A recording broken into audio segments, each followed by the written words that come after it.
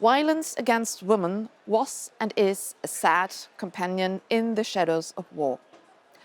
Shortly before her death, my grandmother, a former refugee, reported on the cruel realities that women had to endure during the Second World War.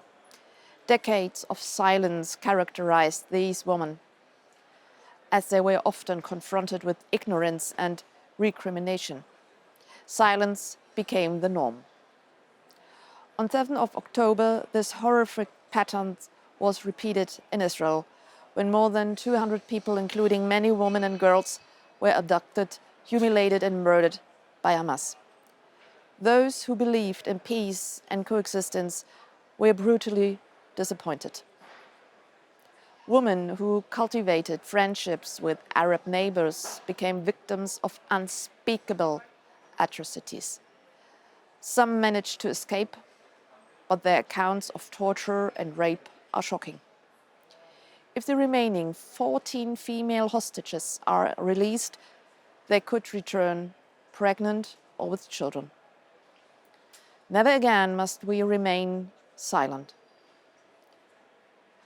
On International Women's Day on 8 March, Dr. Remco Lehmhuis, director of the American Jewish Committee Berlin, criticizes the continuing silence of many women's and human rights organizations on these crimes, including the long silence of UN Women.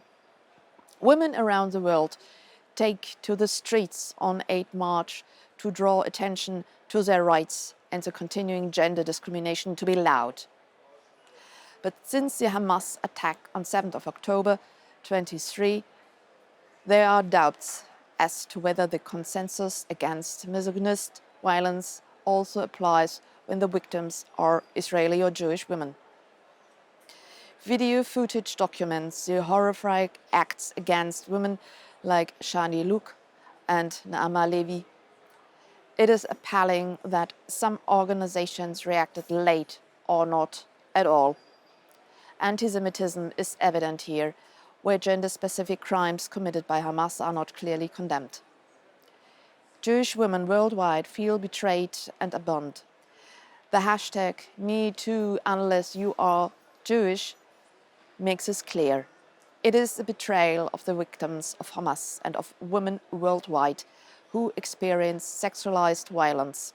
Anyone who does not have a clear stance on these crimes at all times is hardly credibly following in the tradition of the international women's movement.